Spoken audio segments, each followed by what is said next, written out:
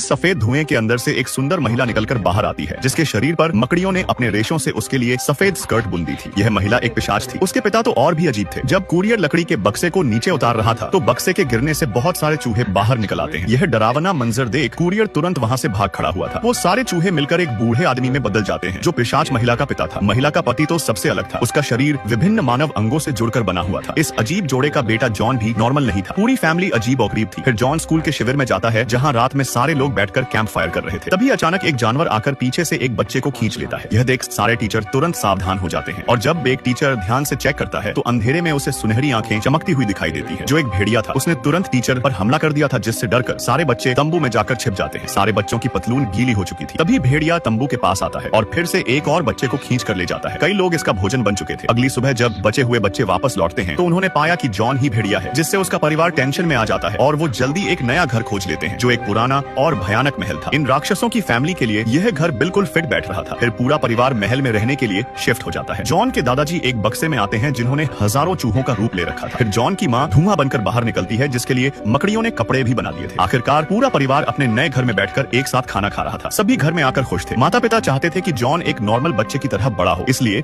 उन्होंने जॉन से उसके भेड़िया होने का राज छुपा रखा था। पर दादाजी के विचार अलग थे। उनका मानना था कि जंगल के कानून वाले इस देश में शिकार करना जीने की एक कला है, और यह पारिवारिक परंपरा भी है जो सदियों से चलती आ रही है। इसलिए उन्होंने जॉन और उसकी चचेरी बहन को जानवरों के शिकार का नजारा दिखाने के लिए जंगल में लाते हैं, ताकि जॉन की असली प्रकृति जागृत हो सके। जब उसने देखा कि एक टाइगर हिरण का शिकार कर रहा था तो जॉन सुन पड़ जाता है। तभी उसके दादा चुपके से गायब हो जाते हैं और एक बड़ा सा चमगादड़ राक्षस बनकर टाइगर को फाड़ देते हैं। दादाजी की ऐसी हरकत में जॉन को गहरा सदमा दे दिया था। घर लौटने पर वो माँ के ताबूत में घुस गया था और डर से बाहर आने को भी तैयार नहीं था। माँ उसको शांत करने की कोशिश करती है, पर जॉन अंदर से हिल चुका था। उसके पिता दादा से बहुत गुस्सा थे, क्योंकि वो जॉन को जंगल में शिकार दिखाने के लिए लेकर गए थे। पर दादा ताना मारते हुए कहते हैं कि शिकार करना परिवार का अनिवार्य अभ्यास है। मैं नहीं चाहता कि मेरा पोता अपने बाप की तरह सिर्फ दिखावे का आदमी बने। यह बात पिता के दिल को ठेस पहुंचा देती है, जिससे दिल का दौरा पड़ने पर वो ढेर हो जाता है। पिता का दिल कमजोर हो चुका था और उनकी जान खतरे में थी। उन्हें बचाने के लिए जॉन छत पर चढ़ता है और बिजली के तार जोड़ता है, जिससे बिजली के झटकों की मदद से दादा ने पिता का दिल आर्टिफिशियल दिल में बदल दिया था। लेकिन इस यांत्रिक दिल की सीमा सीमित थी, इसलिए पिता को एक इंसान का असली दिल चाहिए था। कुछ दिनों बाद उन्हें यह मौका भी मिल जाता है। जॉन के नए टीचर अकेले उसके घर आते हैं। टीचर को इस राक्षस फैमिली के बारे में सब कुछ पता था, लेकिन उन्होंने यह राज किसी को भी नहीं बताया था। दादा टीचर का स्वागत करते हैं और रात के खाने पर बुलाते हैं। बेखबर टीचर जब स्वादिष्ट भोजन खाने में लगा हुआ था, तभी दादा एक खंजर निकालते हैं। यह देख माँ अपने पति को लेकर एक कोने में आती है और जॉन के लिए नए टीचर को जाने देने के लिए मना लेती है। फिर दोनों लौटकर टीचर को जाने के लिए कहते हैं और उनको छोड़ने के लिए चचेरी बहन को भी साथ में भेज देते हैं। लेकिन तभी दरवाजे पर दादा चमगादड़ राक्षस बनकर सामने आ जाता है और टीचर को लेब में धकेलकर उसका खून पी जाता है। फिर उसका दिल निकालकर जॉन के पिता से बदल देता है। खून पीने के बाद दादा जवान हो चुका था और पिता तंदुरुस्त हो गया